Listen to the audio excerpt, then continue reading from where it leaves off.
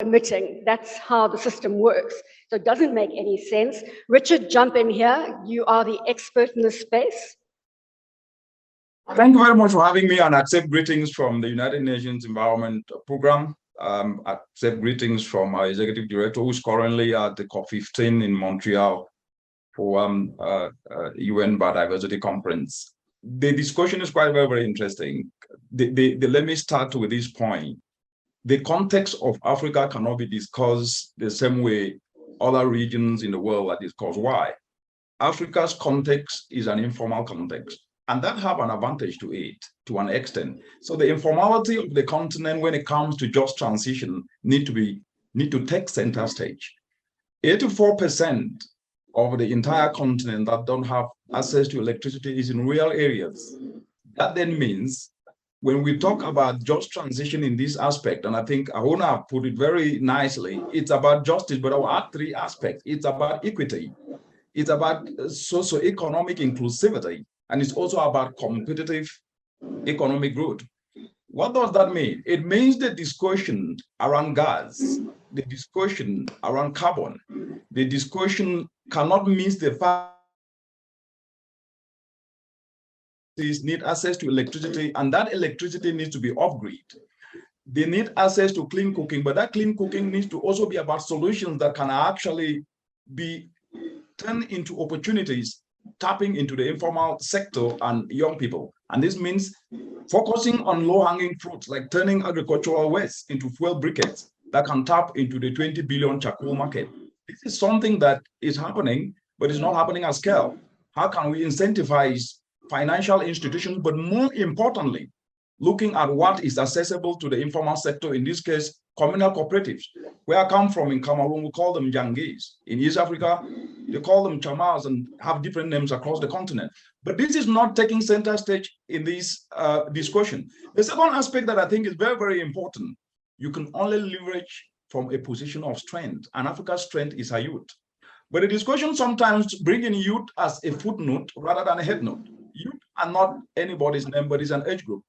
They are vibrant, energetic, innovative. So leveraging their abilities through skills retooling, so they can be part and parcel of this energy transition narrative becomes important. And the third aspect that I think is very, very crucial here is that the narrative needs to be reshaped. And that narrative cannot be reshaped from borrowed narrative, but it needs to be an African narrative. And the narrative is, we're talking about energy transition, then we talk about gas, but it's mostly for export. We cannot be talking about gas for export. It should be gas for leveraging to address Africa's challenges. And in this case, what is more accessible is looking at biogas, briquettes made from waste, and at the same time leveraging the proceeds that come from even the gas itself to inject in expanding our agro value chain, adding value so we can reverse the 48 billion US dollars that actually happens as a result of post-harvest losses. Without contextualizing this within the informality of Africa, the discussion can be sweet, but we might not be able to bring everyone on board.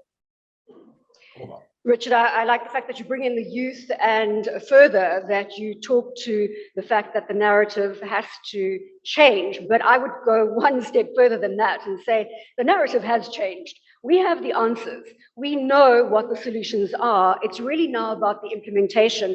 And I think it's going to come back to the finance, because what is the backbone of changing the conversation completely? I am coming to you, Kevin, because I've got so many questions for you. Climate. So, Richard, the panel has ignited here on the stage, and I know that you've been very silent. I haven't been paying enough attention to you, so my humble apologies, sir. Perhaps you want to weigh in here, and the energy is tangible right now as we see everybody drawing to conclusions and solutions. Richard. Thank you very much. Yeah, I noticed you had forgotten me, but I followed the panelists' contributions and thanks for those brilliant ideas. I mean, this is the point.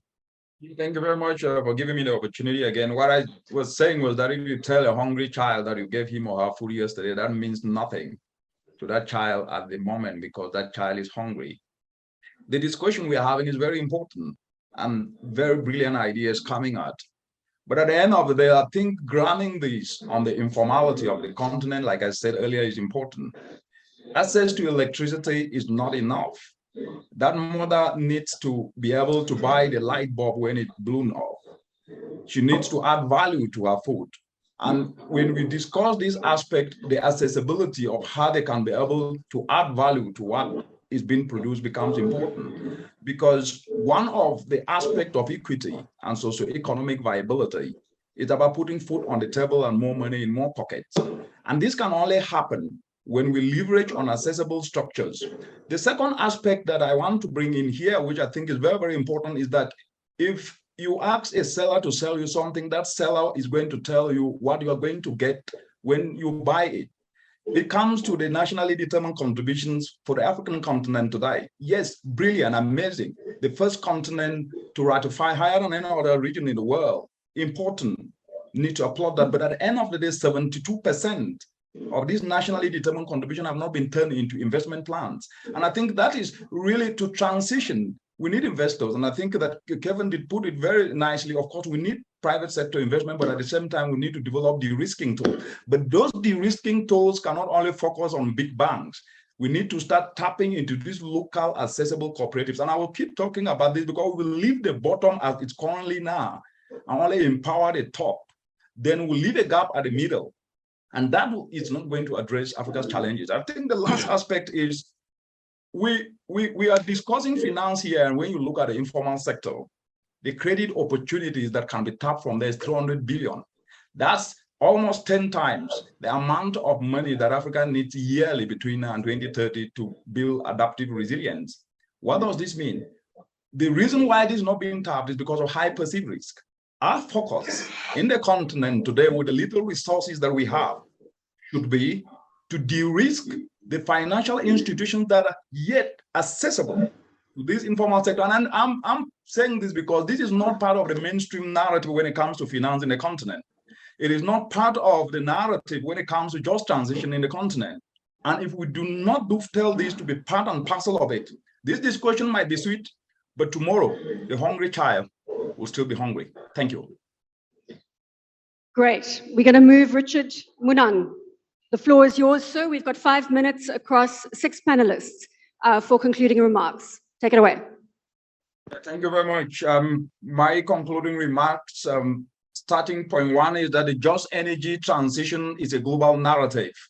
Africa needs to focus on contextualizing it to deliver on its intrinsic value, which includes equity, justice, socio-economic inclusivity, and accelerated competitive growth. The second point is you can only compete from your position of strength, and Africa's strength is her youth. We must focus on retooling their skills, because even if we were to have all the money in the world, without having the sovereign capital, which are skilled human beings and have skilled Africans, will go nowhere. The third is we need to also leverage on logic and reason, because magic has not worked that much for the continent. And what do I mean by this? Let's start tapping into the remittances, which this year were above 53 billion, so that at least we can see how we can engage those institutions that are getting channeled this money to give packages to informal sector to be able to drive clean solutions. The last point is, why on earth, and let me ask this, why on earth building a liquid petroleum power plant costs 25 billion as per the International Energy Agency? Why on earth can that money, that's only one power plant, why on earth can that money be used to invest in incentivizing young people to turn agricultural waste to fuel briquettes, to replace charcoal, to reduce indoor pollution? And this answers Professor Yoba's question. Why are we experimenting rather than leveraging on what we have? Thank you.